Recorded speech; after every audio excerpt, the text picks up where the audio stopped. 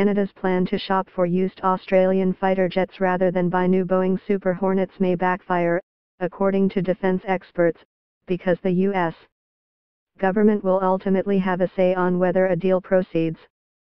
Even though the FA-18 Hornets are nearly 3 decades old, require regular corrosion maintenance and are nearing obsolescence, their proposed resale would still require Washington's approval because they are advanced warplanes, originally manufactured in the U.S., a former Royal Australian Air Force officer told CBC News.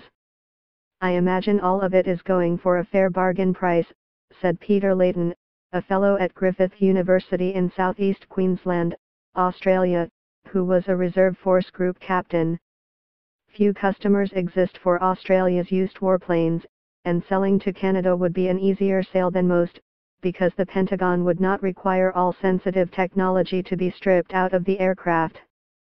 But in the context of Canada's current tit-for-tat aerospace trade dispute with the U.S., another defense expert said no one should expect the Trump administration to do Canada any favors in light of the heated rhetoric surrounding Boeing.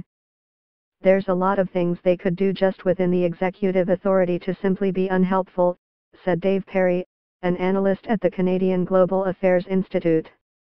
"I don't know how far they can go, but if the government of the United States didn't want the aircraft to be sold, it would be very difficult to get them."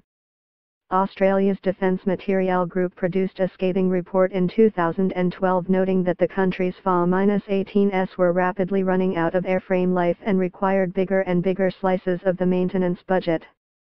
"The incidence of discovery of airframe corrosion in the Hornet fleet is increasing, and the annual cost of corrosion-related repairs has increased significantly," said the report, which Layton said was considered too critical by the defense establishment. The Trudeau government has been using the threat of buying used FA-18s from Australia as a bargaining chip in its wider trade dispute with Washington. On the eve of Prime Minister Justin Trudeau's meeting with U.S. President Donald Trump last week, Public Services and Procurement revealed the Liberal government had sent a letter to Australia expressing interest in buying some of its old fighters. The department had been talking with Chicago-based Boeing about buying 18 new Super Hornets, but those negotiations were suspended after the giant U.S.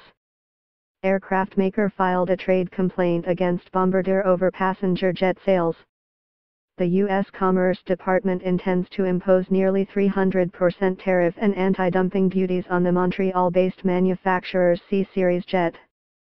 Trudeau said Canada no longer has an intention of doing business with Boeing. The used Australian jets are approximately the same age and configuration as Canada's CF-18s, which the Liberals insist must be supplemented if the Air Force is to meet its NORAD and NATO commitments at the same time. How well those Australian jets would solve that problem is an open question.